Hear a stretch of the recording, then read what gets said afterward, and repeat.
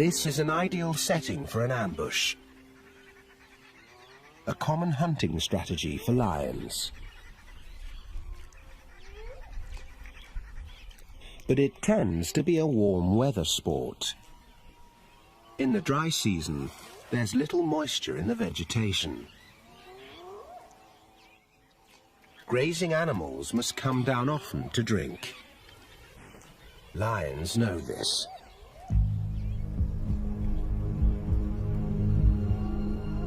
Three females enter the waterhole zone.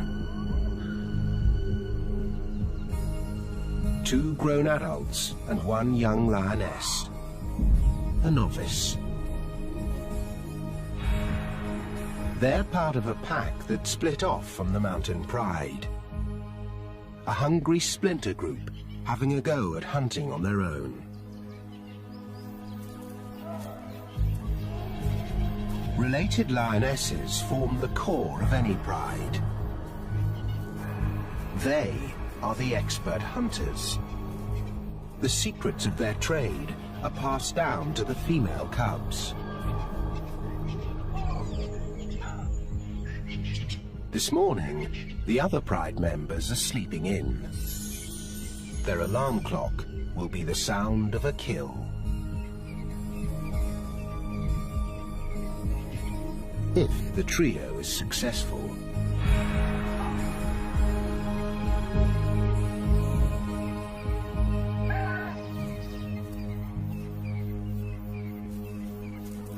They take up their positions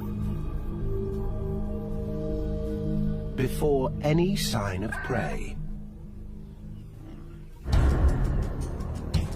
Lioness number 1 is equidistant to numbers 2 and 3, about 65 meters apart. None of them is stationed more than 45 meters from the waterhole. This triangle formation means only one thing: the ambush.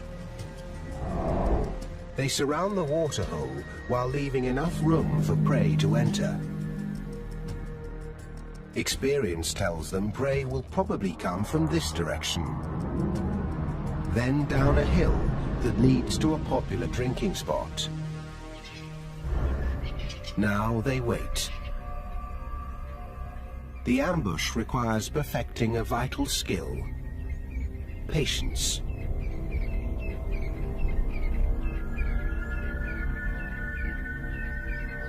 Two hours go by. Nothing.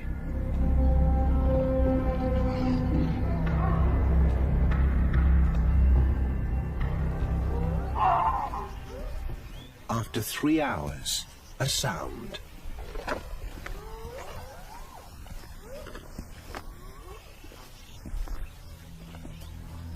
Thirsty zebra, from the direction the lions expected. They stop to assess the risk before going further. Zebra have learned that danger lurks in these parts, and they're prepared. They're fast, cautious, and travel in numbers. All excellent defenses against predators. But thirst makes them vulnerable.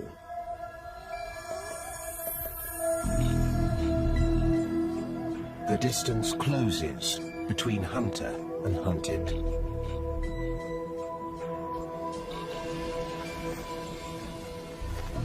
Lions are fast, but only in short bursts. If they don't get close enough, their prey will outrun them.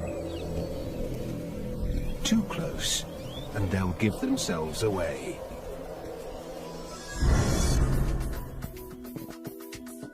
Any of the lionesses can start the ambush. They'll wait for the defense to make their move. Once the zebra have got close enough, here in the red zone, a lioness will strike. Suppose cat number 1 leads the charge, but fails to take down the target. Cat Cats 2 and 3 are in strategic positions to intercept the fleeing prey.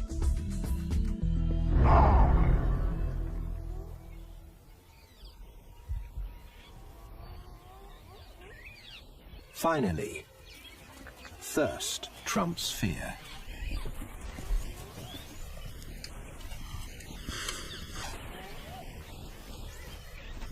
It's all going according to plan.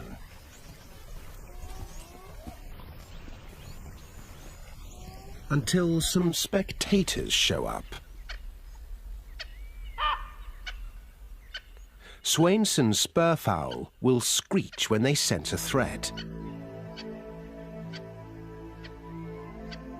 The zebra will then be alerted to the hunter's plot.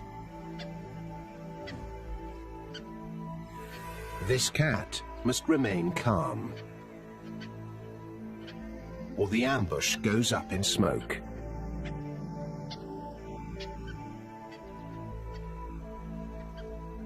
Luckily, this older lioness knows what to do.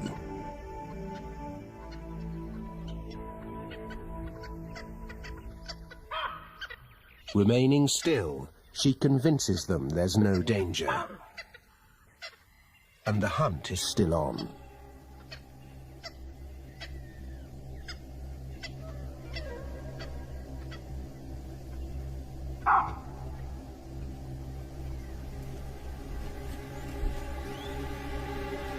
Now success relies on the last stage. The timing of the charge.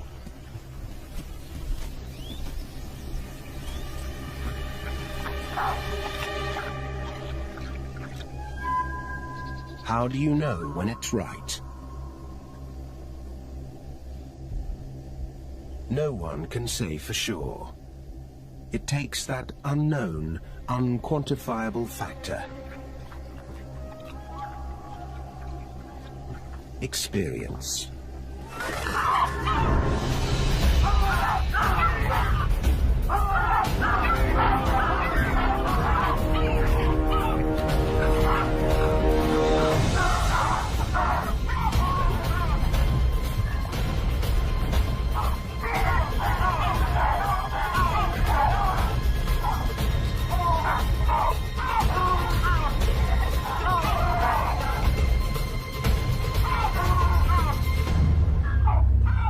The attack ends in failure.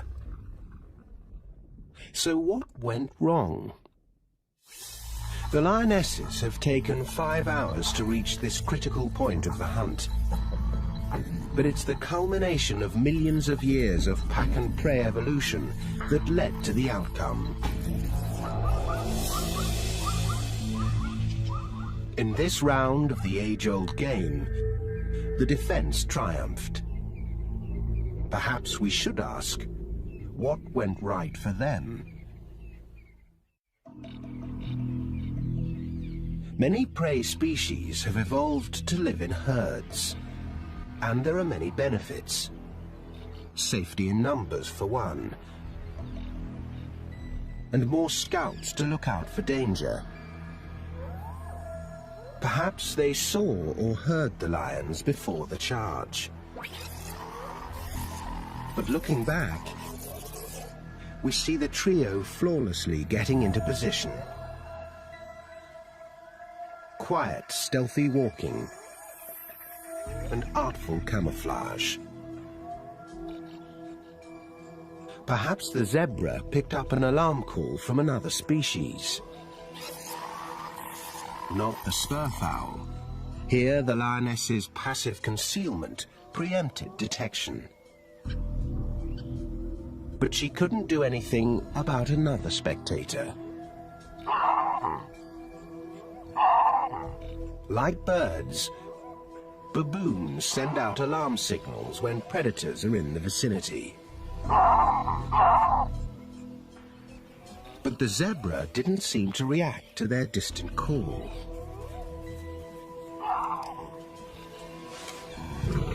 What is clear, if you look closely, is a problem with the charge. It seems the timing was off. The culprit? The rookie. As with many youngsters, she lacked patience. The ambush might have worked if the lioness waited for the zebra to move into the ideal position for the net to close. The retreating herd would have been cut off by the waterhole and blocked by the other hunters. But the inexperienced cat jumped the gun and scared the zebra back up the hill and away.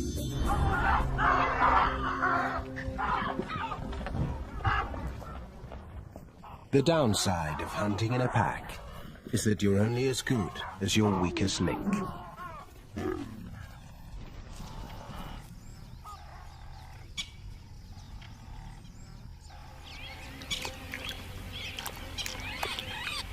The cat's sole compensation today is a cool drink.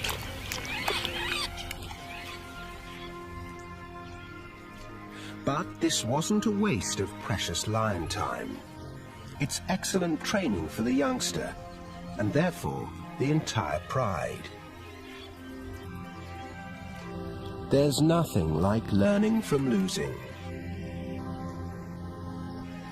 Even with the inevitable defeats, lions seem to understand that the benefits of pack hunting outweigh the drawbacks.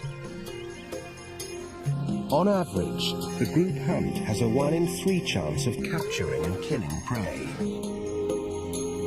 compared to the lone hunt's 1 in 5. But there are advantages to going it alone. A single cat can more easily stalk unnoticed. This lioness is a very experienced hunter. Surprise is her special weapon. She's good at sneaking up close to her prey, an important tactic not as easily achieved in a group.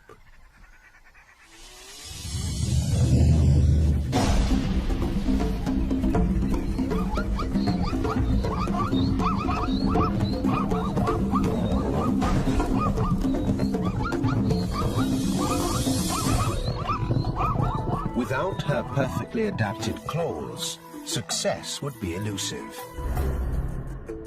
Lion claws are retractable. When a lion is not hunting, claws are kept sharp under a protective sheath. As a lion jumps on the prey's hindquarters, it releases its claws and sinks them into the flesh like hooks. The cat tugs downward, while muscle and teeth take over, finishing the job.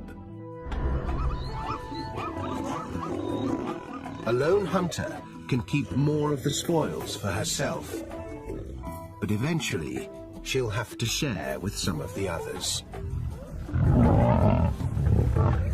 Even if she doesn't want to. Sharing is a lion thing. Most other cats are loners. But lions depend on each other to raise their young, to defend their territory, and especially to hunt.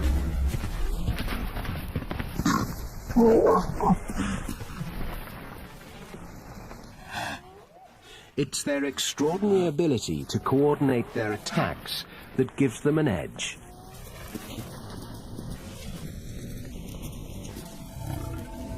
The mountain pride is skilled at the group hunt, but they're struggling. They can't seem to kill enough prey to quell their hunger. Something is getting in their way.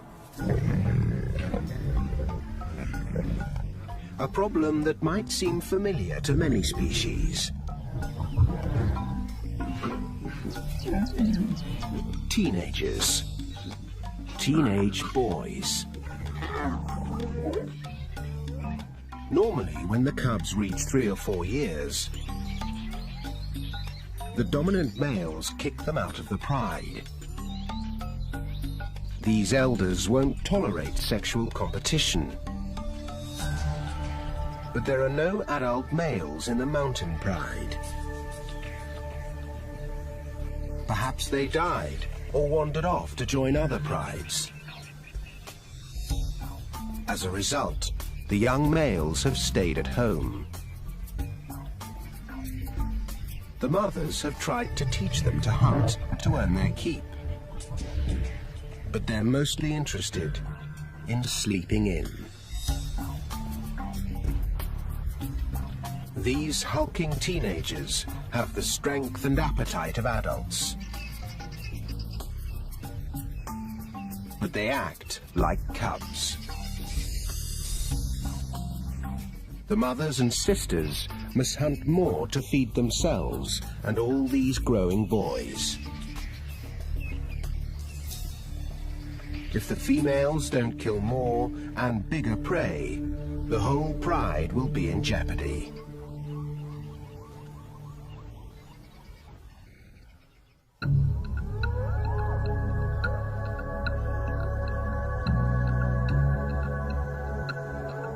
As night sets in, the females pick up a mouth-watering scent. Impala.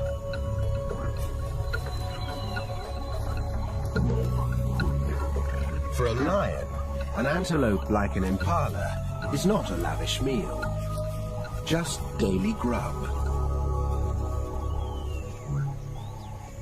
But this doesn't make the hunt any easier. Impala use a kind of advanced warning system known as the flight zone. As soon as a potential threat crosses the perceived boundary, the animals know to run. The alarm system provides a head start. An impala knows it can outrun a lion if it takes off as soon as the alarm is triggered. The lions must respect the flight zone, get to know it, and eventually penetrate it.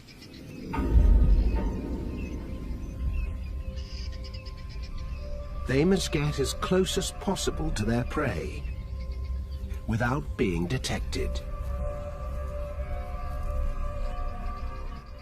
This is because lions are built for speed, not for distance. Like all cats, they stand on the balls of their paws. This allows them to dig their toes in, bend their feet, and propel themselves forward, giving them a flying start. Their muscles snap into action. Made for the sprint, lion muscles extend over the entire length of the leg. They're fueled by glycogen, a chemical that releases a concentrated burst of energy when needed.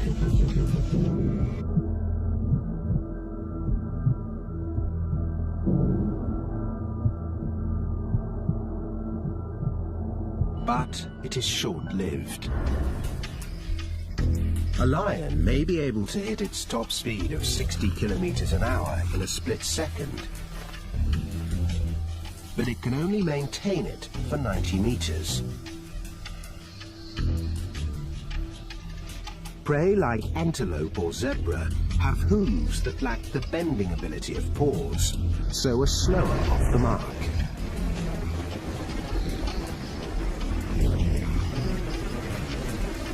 But once they get going, they can maintain their top speeds for much longer.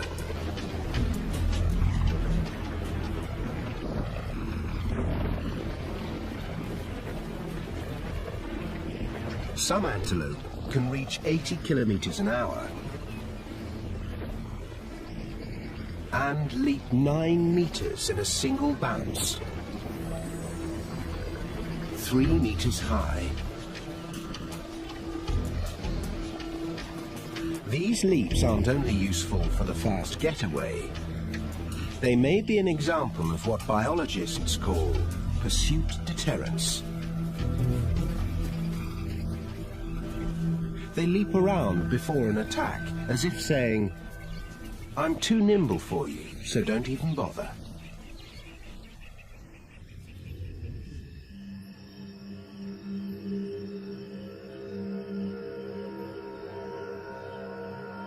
The hunters quietly slip toward the prey.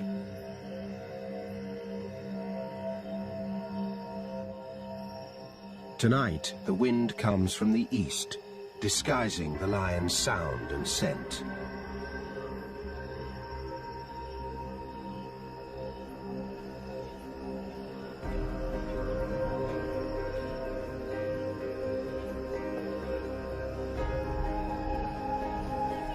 They fan out into the darkness, forming a line from one angle.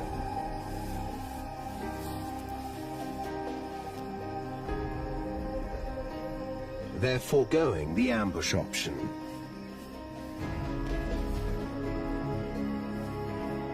Lying in wait is useless, since their prey is already in place. Instead, the cats decide to go for another strategy.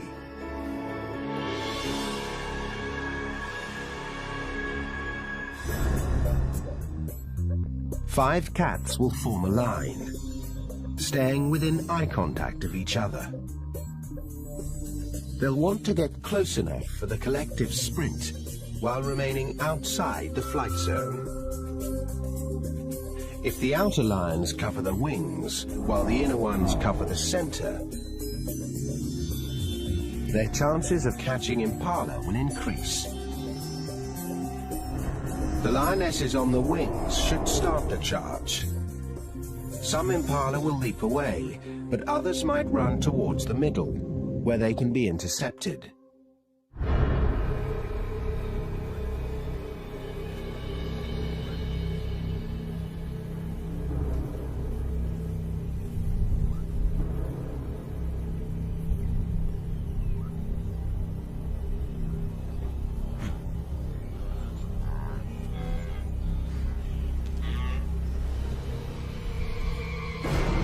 The impala sense something.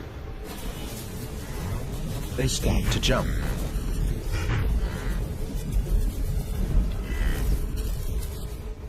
But it's just a hippo, another vegetarian fumbling in the night.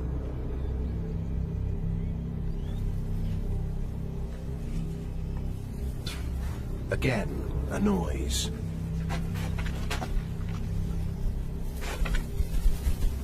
Just another herbivore. The hunters turn this distraction into an opportunity.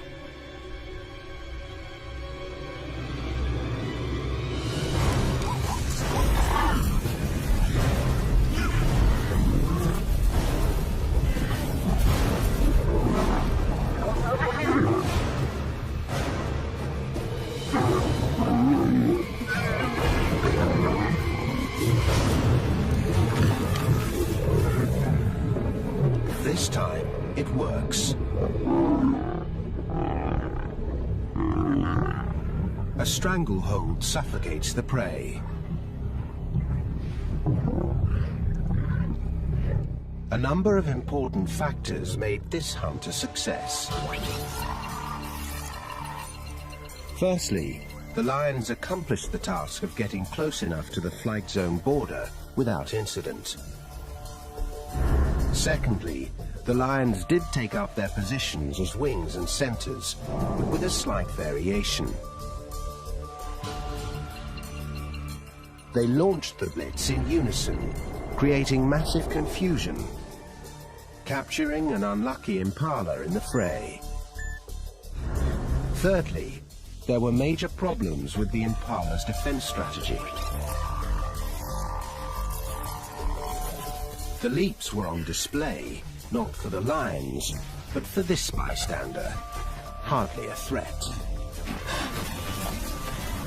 The false alarms of the herbivores might have turned the impala complacent, discharging their leaps before they were useful.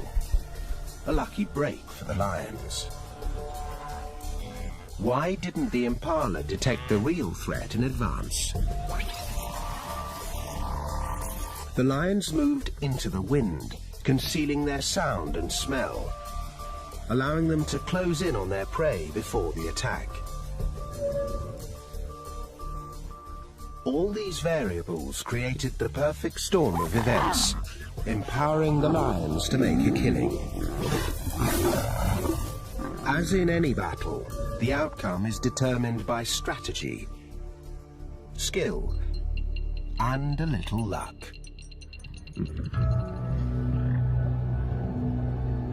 Tonight, the female hunters are rewarded for pulling off their plan.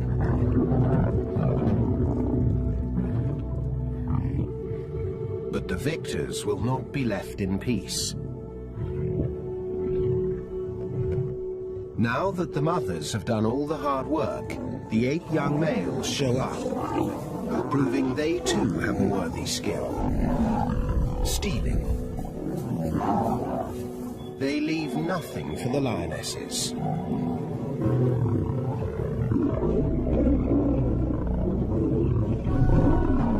But even among the freeloaders, there is little to go around. One impala weighs about 60 kilograms, so would barely satisfy a couple of lions in one sitting. For us, this would be like a large family sharing one sandwich for dinner.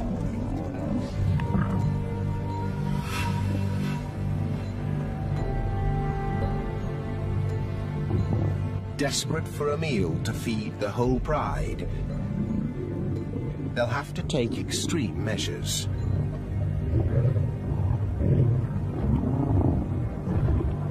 Next time, the hunters will attempt to take down the ultimate prize: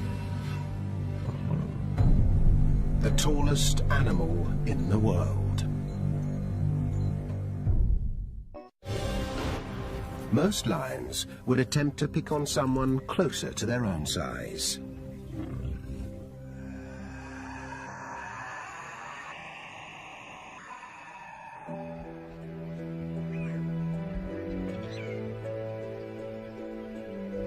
Out on the grasslands, a mother tends to her foal. It's safer here than in the dense forest. The sweeping view she has from way up high allows her to detect predators approaching from afar. Her flight zone appears to be larger than the impala's, probably because the giraffe is a slower animal and needs more time to get a head start. Through trial and error, lions know this. They also know if they penetrate this giraffe's flight zone, she won't run. She's a mother, and she will not leave her foal behind. There's no need for an ambush or blitz. Instead, the lions come up with another plan: the siege. Ideally, this tactic requires surrounding the prey and pushing in. 2 lions will distract the mother, while a third will sneak in and drag the foal away.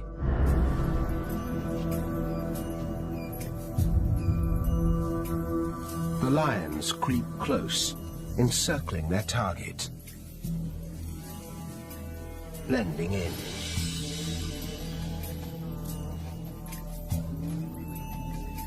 The foal gets tangled in the grass and lags behind his mother. The hunters seize the moment.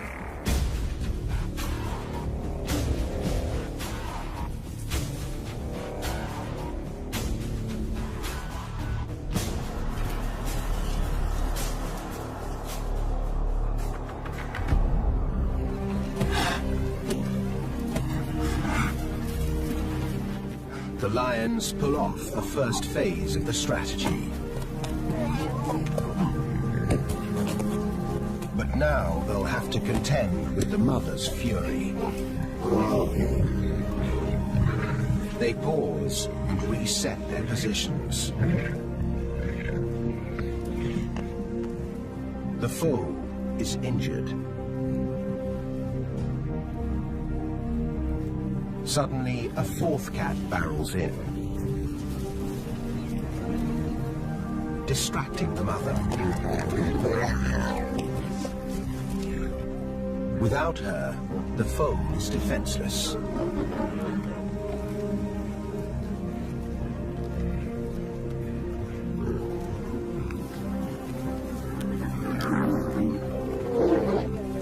The mother returns with a vengeance.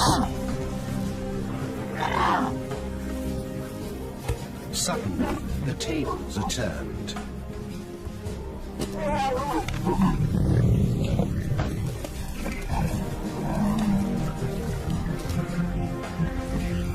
But the giraffe has made a fatal error. While lunging, her powerful hoof hits her foe.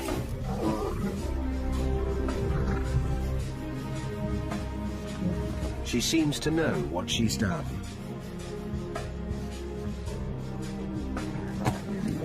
Perhaps fearing for her own life now, she flees.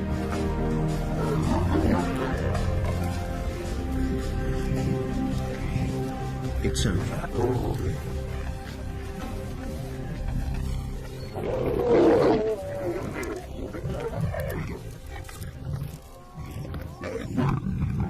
In the end, the siege worked, with a couple of surprises that tipped the scales in the lion's favor. First, the fourth cat entering the scene successfully redirected the mother, letting the others sneak in. Second, the lions got lucky with the mother's terrible mistake.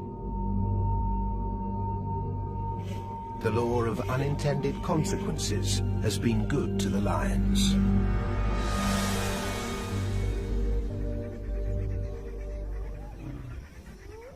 But a large lion family needs much more protein than the foal can provide.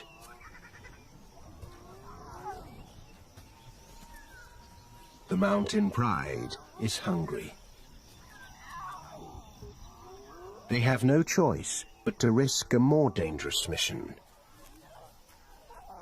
A full-grown giraffe.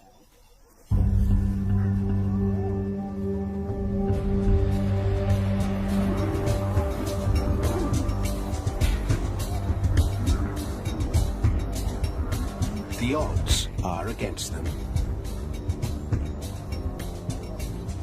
How will they go after the mighty giant? They start with a move to the right location.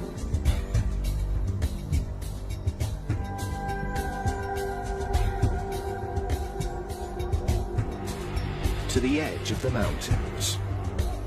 Rocky terrain.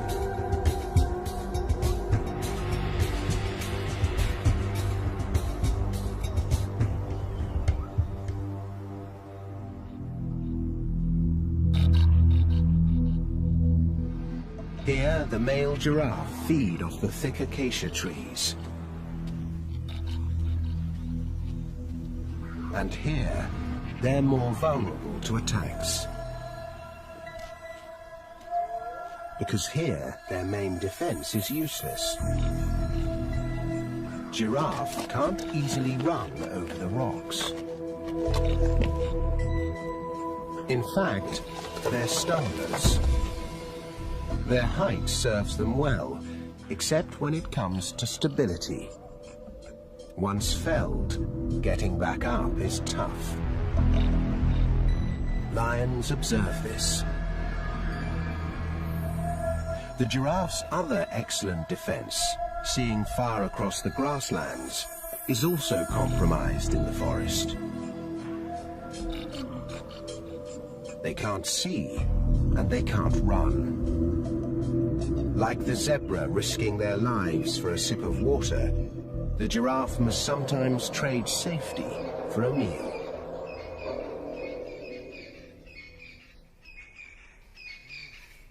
The pride enters the male giraffe territory, gearing up for the challenge.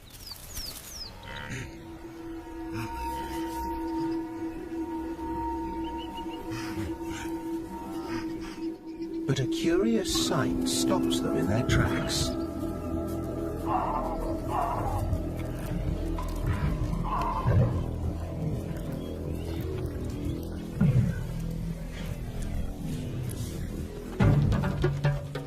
The Battle of the Necks. Two males wrestle to establish dominance. As they age, the bones on their skulls grow and toughen. The duel may look graceful, but a well-placed blow is like a wrecking ball crashing into the neck.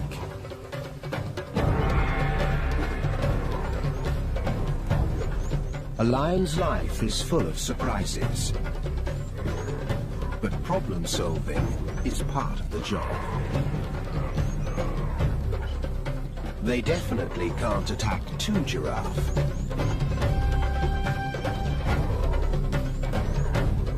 Maybe such a duel could be turned to their advantage. Surely the contenders will be exhausted after fighting.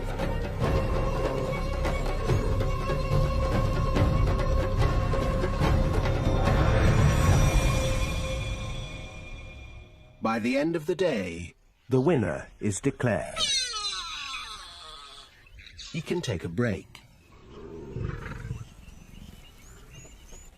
But the giraffe that loses the contest is in jeopardy of losing even more. The lions trail their quarry behind the shield of darkness.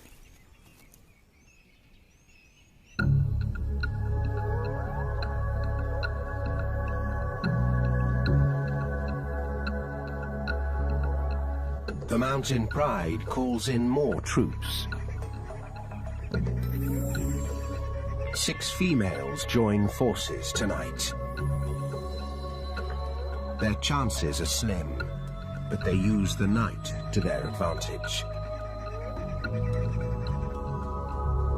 Giraffe struggle to see lions in the darkness. But lion eyes are perfectly adapted to nocturnal hunting. Millions of rods in the retina enhance their ability to detect shapes in low light conditions. A layer in the back of the eyeball works like a mirror. It bounces light back through the retina, making objects appear brighter. It's also responsible for the eerie glow in their eyes.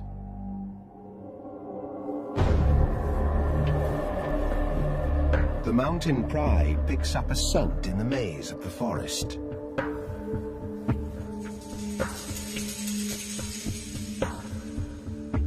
It leads them to this silent giant.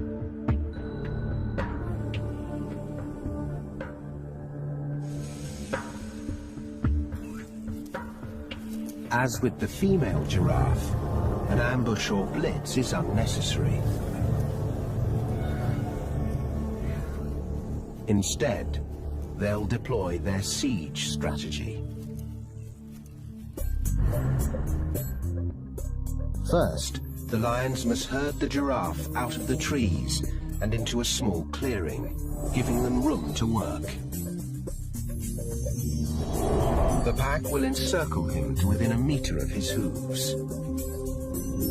At least 3 must distract the giraffe, while 1 jumps on his back. Then the entire team will wrestle him down.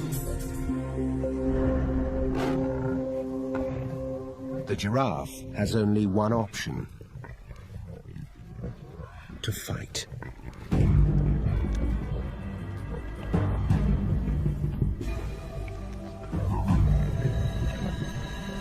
The lions attempt to flush him out of the trees.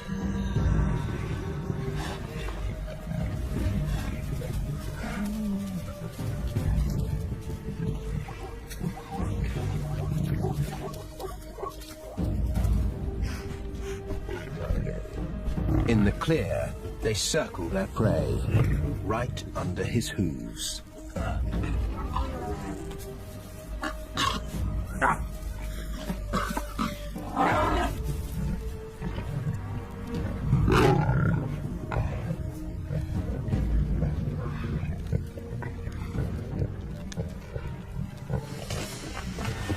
The giraffe's back kick is its most lethal. Like a fast-swinging sledgehammer.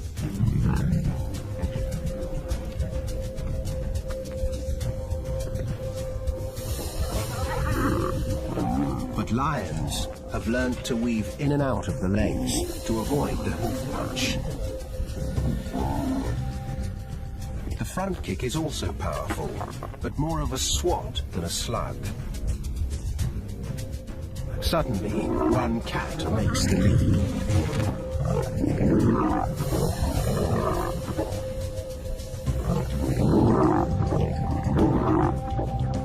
But another takes a kick in the face.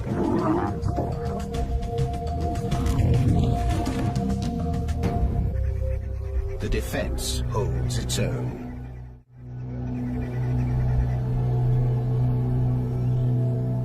The cats are weary.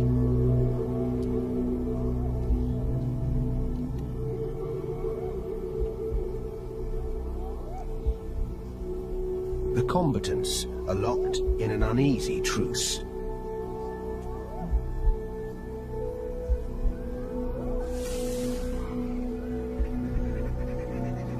A decision to call it quits is looming.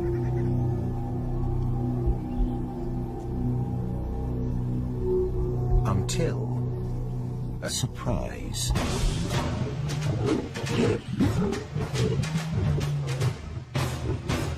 Reinforcements for the Mountain Pride arrive.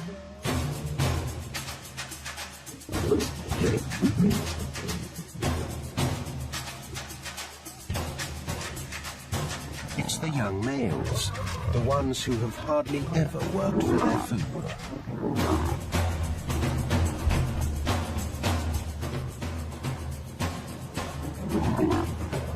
The extra troops break the deadlock.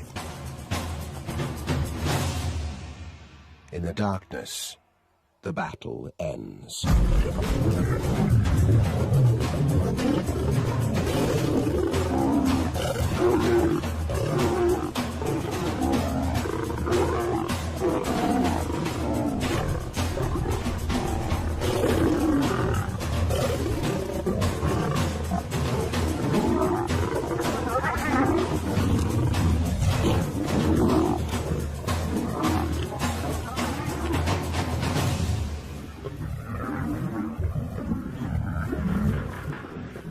Finally, the young males earn their meal, the hard way.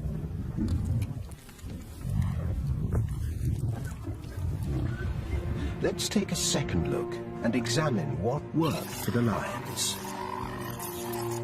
1. They found the right spot for hunting giraffe. In rocky terrain with no place for the prey to run. 2. They made their move at night, when giraffe can hardly see lions approaching.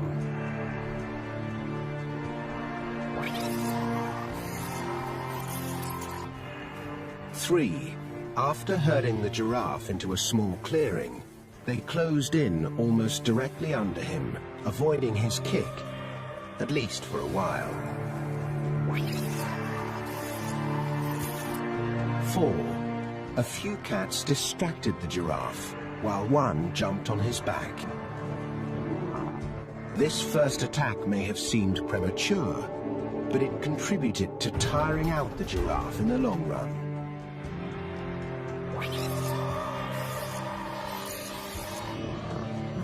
5. Remember the lioness who received the blow? In slow motion, we can see she actually twists her body backward, avoiding the thrust of the kick. This acrobatic defense allowed her to avoid an injury and stay in the fight.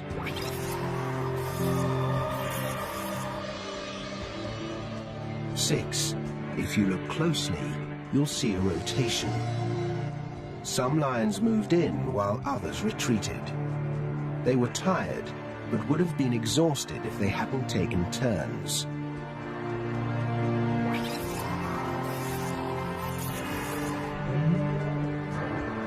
Lastly, and perhaps most importantly, the teenage males entered the arena.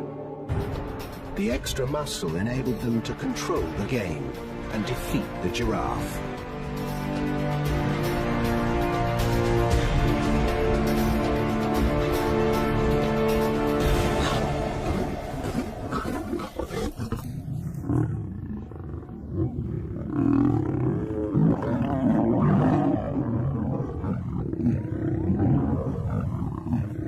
At last, there's enough food to satisfy the entire mountain pride.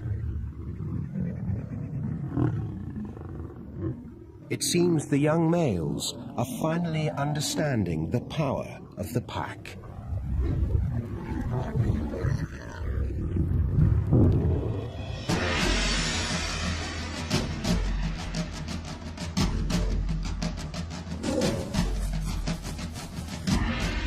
This death, this meal, did not happen merely by chance. There are many tiny variables reacting off one another that determine the outcome of the battle. The mastery of perfect timing,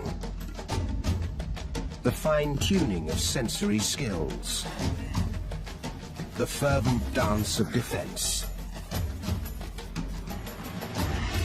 But it is this power of cooperation that has worked to the lion's advantage. The mountain pride has learned to take down the tallest animal in the world by pooling their expertise into team tactics.